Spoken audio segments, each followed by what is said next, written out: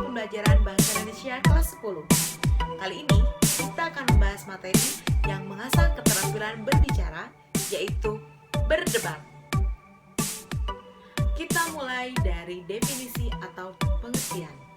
Debat menurut KBBI yaitu pembahasan atau pertukaran pendapat mengenai suatu hal dengan saling mempertahankan pendapat atau argumen masing-masing.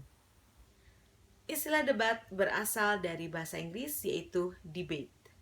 Istilah tersebut identik dengan istilah sawala yang berasal dari bahasa Kawi yang artinya berpegang teguh pada argumen dengan strategi beradu pendapat. Jadi, debat adalah seni berbicara untuk menyampaikan gagasan atau ide secara logis disertai data dan fakta. Selanjutnya, kita akan membahas mengenai istilah-istilah dalam debat. Mosi. Mosi adalah hal atau topik yang diperdebatkan yang dipilih berdasarkan fenomena sosial. Contohnya seperti pendidikan, politik, hukum, ekonomi, dan lain-lain. Tim afirmasi atau tim pro pemerintah, yaitu bertugas untuk mendukung mosi. Tim oposisi atau kontra, yaitu tim yang bertugas untuk tidak mendukung dan berseberangan dengan mosi. Cara 1 bertugas menguraikan definisi mosi dan mengungkapkan argumen awal dari tim atau kelompok. Pembicara 2 bertugas menyanggah tim lawan dan mengungkapkan argumen yang belum disampaikan oleh pembicara 1. Pembicara 3 bertugas menyanggah tim lawan, menegaskan dan menyimpulkan argumen dari pembicara 1 dan 2. Pembicara 3 tidak diperkenankan menambahkan argumen baru. Argumen adalah ide atau gagasan yang harus disampaikan oleh setiap tim untuk memenangkan perdebatan dengan tetap mengikuti aturan dan kesantunan. Sanggahan adalah ide atau gagasan yang bertujuan mematahkan argumen tim lawan dengan tetap memperhatikan aturan dan kesantunan. Data, fakta, dan logika adalah strategi yang harus dimiliki oleh setiap tim untuk memenangkan perdebatan. Interupsi adalah pertanyaan atau pernyataan yang ditujukan kepada tim lawan dengan tujuan menyerang tim lawan. Setiap pembicara diberikan waktu selama 7 menit untuk menyampaikan ide atau gagasan.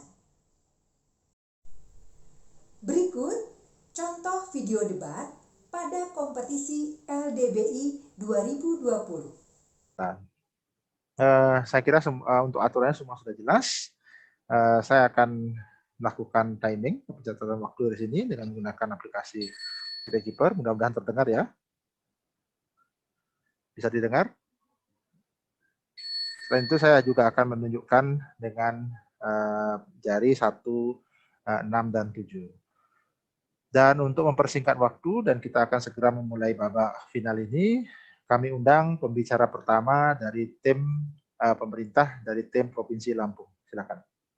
Saat ini belum adanya pendidikan yang diberikan kepada masyarakat asli ataupun masyarakat adat. Mengapa demikian? Karena kami percaya bahwasannya masyarakat adat, karena pada saat ini belum adanya sistem pendidikan ataupun kurikulum yang mampu untuk dapat mengakomodasi seluruh bentuk kebutuhan dari masyarakat adat itu sendiri, sehingga masyarakat adat tersebut percaya bahwasannya ketika mereka mengikuti pendidikan yang kurikulum pendidikan yang tidak sesuai dengan kebutuhan mereka, justru hal ini akan merugikan mereka. Dewan juri yang terhormat, kami percaya bahwasannya dengan adanya status quo yang bersifat progresif dan status quo yang bersifat komprehensif, terlebih lagi hal ini ditandai dengan adanya globalisasi yang kian ada dan kian tidak dapat terkontrol, hal ini akan mampu untuk dapat menimbulkan permasalahan, yaitu di mana pada akhirnya masyarakat adat ini justru akan tertinggal oleh masyarakat lainnya karena mereka akan mempertahankan budaya mereka dengan cara yang konservatif, tidak sesuai dengan perkembangan zaman, dan kami percaya bahwasannya pada akhirnya ini akan merugikan dari masyarakat adat itu sendiri. Maka dari itu, kami selaku tim pemerintah hadir dengan suatu bentuk pendirian di mana kami kami menyetujui bahwasannya kami mendukung masyarakat asli atau adat untuk dapat mengelola sekolah yang didanai oleh pemerintah dengan otonomi atas kurikulum dan filosofi pendidikan dari masyarakat adat itu sendiri, dengan tujuan untuk dapat meningkatkan pemerataan pendidikan dan untuk dapat memberikan suatu bentuk pengakomodasian kebutuhan dari masyarakat adat tersebut. Dewan Juri yang terhormat. Selanjutnya kami akan lanjutkan ke pembicara pertama dari tim oposisi, Saudara Azza. Halo, apakah saya terdengar dengan jelas? Ya. Oke, saya akan memulai debat ini dalam hitungan ketiga, yaitu 1, 2, dan 3. Sebagai tim oposisi, kita tidak memperbolehkan masyarakat adat untuk mengelola sekolah dan mengatur kurikulum yang mereka inginkan. Ini dikarenakan apabila tujuannya untuk mengajarkan nilai-nilai filosofi, etika, dan budaya mereka itu sudah cukup di status quo tanpa mengatur kurikulum dari sekolah. Mereka sudah melakukan hal-hal berikut di setiap hari mereka.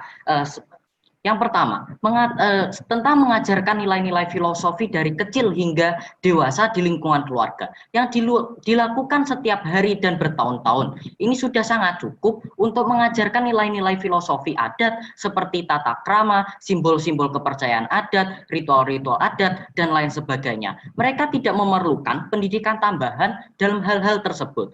Lalu, di status quo, masyarakat adat masih bisa berkumpul kapanpun dan dalam jangka waktu yang sangat-sangat lama untuk berdiskusi dan melakukan upacara-upacara dan ritual adat tersebut. Hal itu membuktikan bahwa tidak pentingnya argumentasi tim pemerintah untuk memberikan pengelolaan sekolah dan kurikulum kepada masyarakat adat. Lebih lanjut, kurikulum dan dana sekolah harus dikelola dan disupervisi oleh pemerintah agar kualitas pendidikan dapat merata sesuai kurikulum dan standar nasional. Lebih lanjut lagi, ketika kurikulum diatur oleh masyarakat diatur oleh masyarakat adat, kesenjangan tingkat pendidikan dan kualitas pendidikan akan semakin jauh karena ada tendensi masyarakat adat untuk memprioritaskan kurikulum filosofi adat sebagai prioritas dan mengenyampingkan kurikulum mata. Bagaimana? Menarik bukan? Kalian siap menjadi debater? Tentu harus siap. Demikian penjelasan singkat mengenai materi debat. Semoga bermanfaat. Jadilah generasi cerdas berbahasa.